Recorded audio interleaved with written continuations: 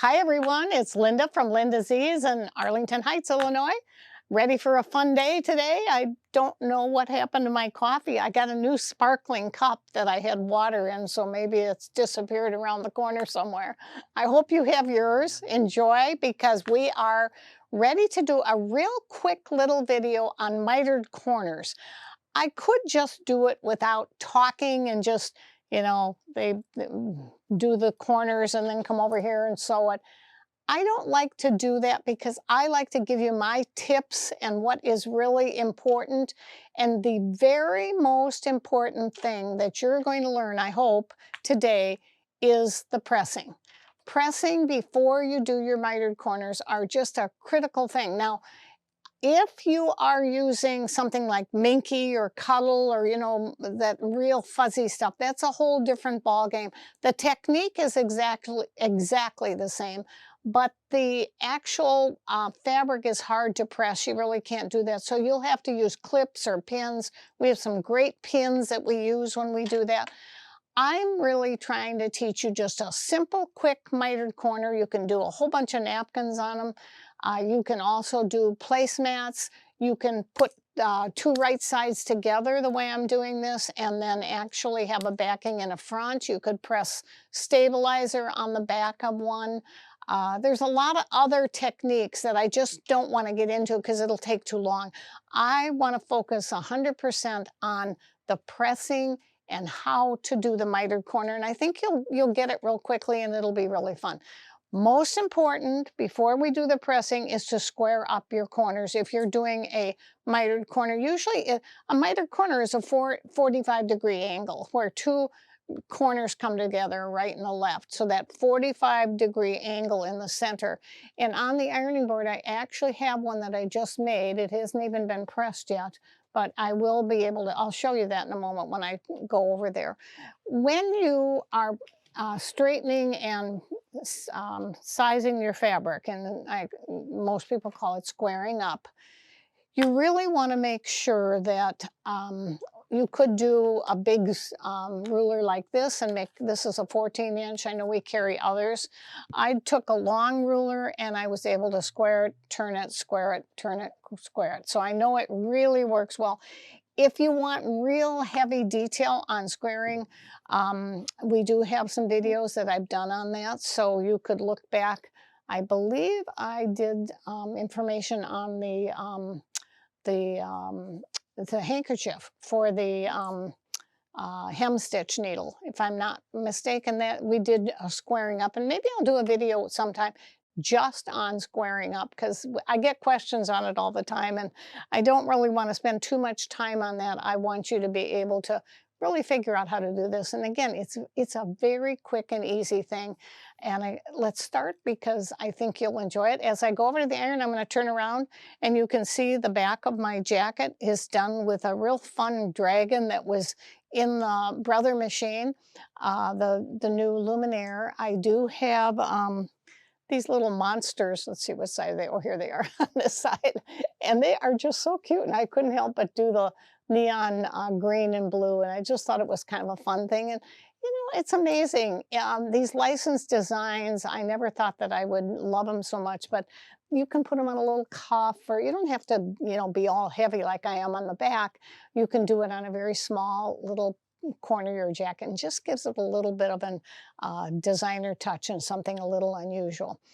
All right, let's get started because I think this will be important for you to see. I'm going to do another one start to finish. I'm going to show you this as I went through. I haven't pressed it all, but it'll give you an idea. The first thing you want to do, I'm just going to do, for instance, like a napkin. It could be any of the other things above that I talked about, lots of home deck. And what I'm going to do is I am going to press a 1/4 inch under. I think I'm going to do a 1/2 inch so you can see it better. And the important part, if you're using a Laurastar, is to get that steam out first. You've heard me say that over and over. I can tell right away there it's perfect. And the reason I do that, I don't want that water going through and dropping on my fabric. If I do this spray like this, I will never have to worry about that. The next thing that I do, and I misplaced my long one, and I'm at the studio, unfortunately, I couldn't get it from the store. But there is a longer clover. This is like a template.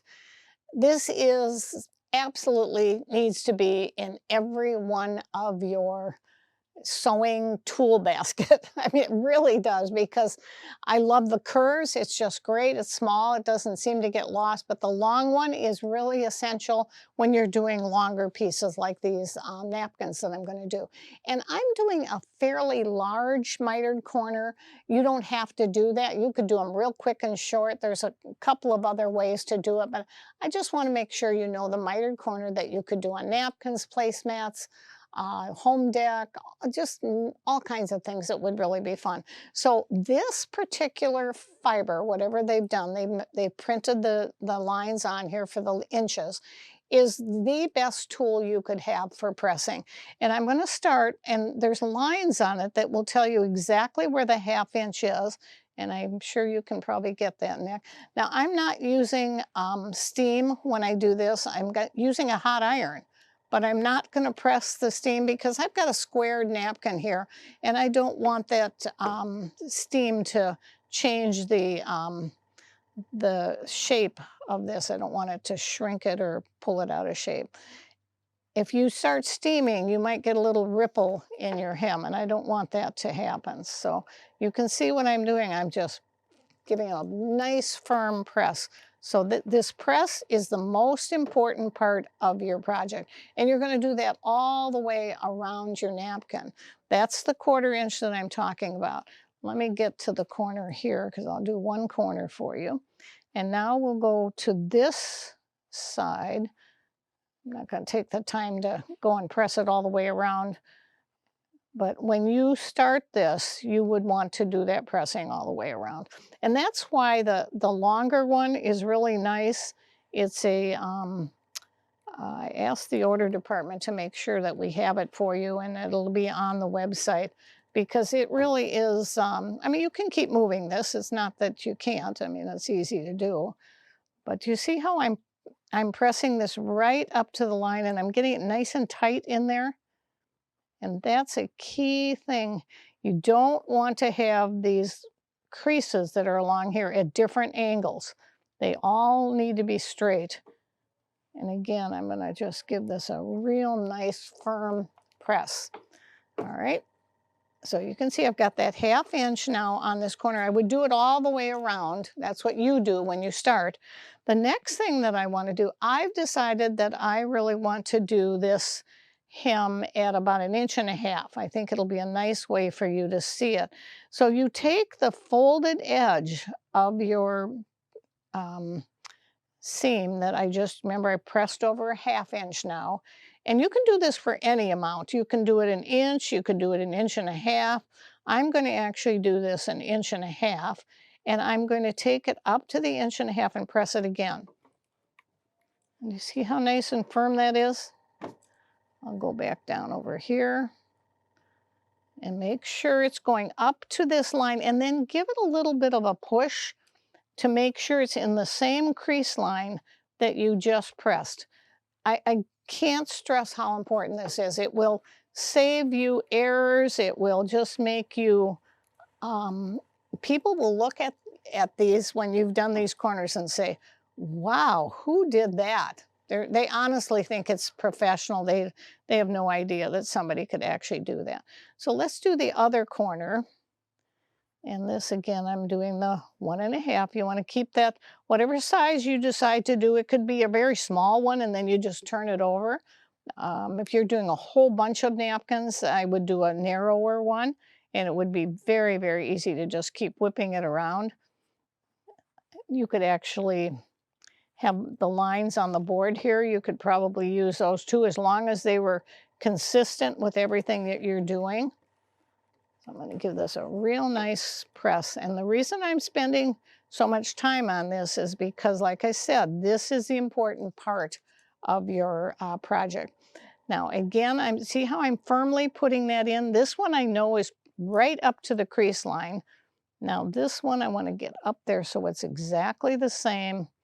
I don't want it to be a little higher or lower. I just want it to be exactly the same as it was over here. And again, I'm pressing it real nice and firm. See that nice press? Look at the difference between the one that isn't pressed and the one that is. Okay, so we've got a nice firm press. The next thing that I'm going to do is I'm going to take it over to the mat and I am going to measure. Well, I know it's 1.5 inches. So I take the measurements, not of the fold of the, when I turned it over to the raw edge, but to the finished edge, the border, which I know is 1.5 inches, and I double that. So it's going to be 3 inches. So let me take it over to the board and show you. I would then take a little ruler, which I have up here. You can see this. You can see that is 1.5 inches. I'm going to open this up, and then I'm going to mark the 3 inches. I'm going to mark 1, 2, 3 inches on my ruler right up to the edge of the left side, and then I'm going to do the same thing on the right side. And again, you can take a piece of chalk, you could take your marking pen. Let me go get a pen so you can see it. And I have a couple of markers here that you could use. This is the Alex Anderson self-erase marker. It's really nice. It's nice and bright. I also like the clover there in, we carry them in the white and the red and blue and all the different ones. And then the bone, I love that. I've always had one of those. Again, I want to show you, you want to take this straight up from the corner, 3 inches, because remember my hem is 1.5, so I'm going to do a 3-inch mark. I'm just going to bring it out here because this will erase. I just want you to be able to see where it is. And then the same thing from the other side of the corner. I'm going to take 3 inches. Let's bring it out here so you can see it. And what I really want, you could put a pin too, but the marker I think is really important because what you're going to do is you're going to now go from corner to corner, exactly where it meets on the corner, and make a diagonal line. You see that? Exactly from that corner to corner. There is another way. I dropped my cap here. When you have an erasable one, you want to put that cap back on because it could dry out and that keeps it from doing that. So now I'm going to go ahead and bind these 2 lines and put them together.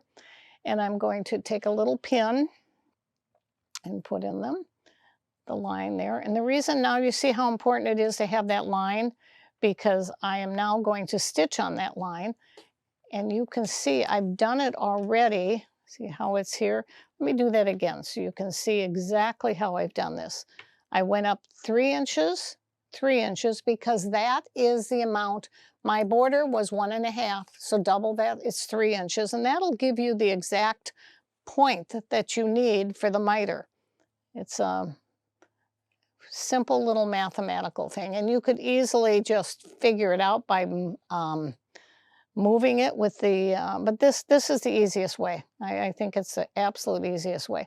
And you're just going to take a little stitch, straight stitch, you're going to go back tack, you're going to go down, you're going to do a reverse, and then you're done. You can see on this one I've done it. I did the stitch along here, and then you want to trim that off to a little 1/4 inch, and then you want to press that open. But let me do the stitch so you can see what I'm talking about. I'm going to go over here to the machine.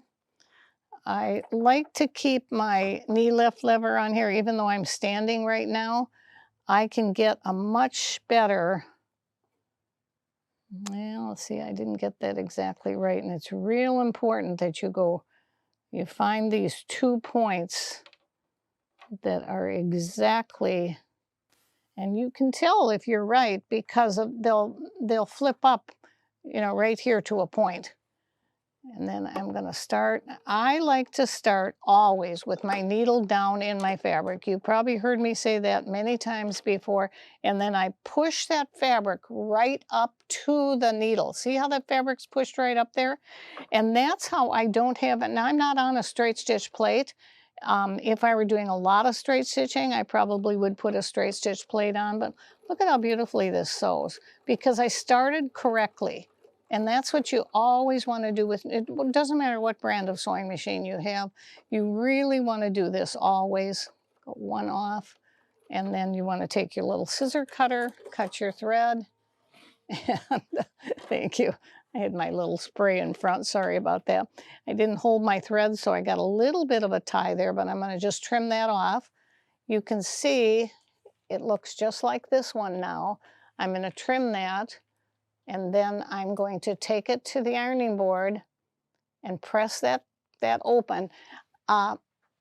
This is something, if you're doing a real big, you know, a home deck, maybe tablecloths or something that've got a lot of, you know, heavier fabric and maybe more opening, I would definitely did a point presser, and we do have those.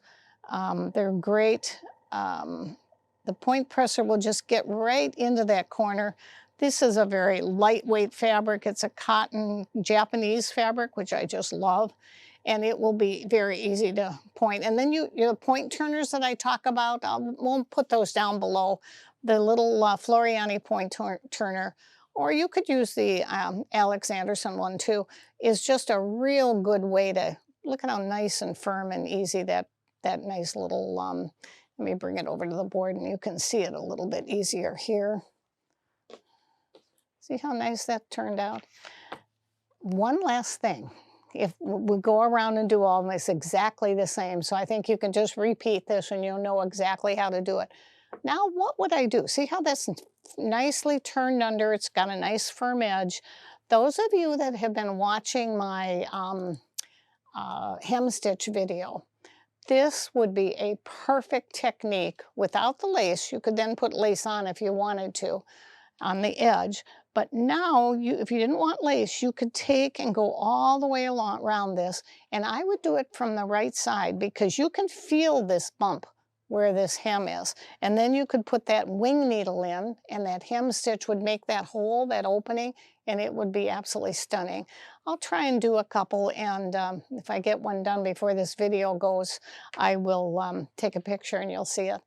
I really want to thank you for joining us today. I'm hoping that this is giving you some inspiration to try a few other things.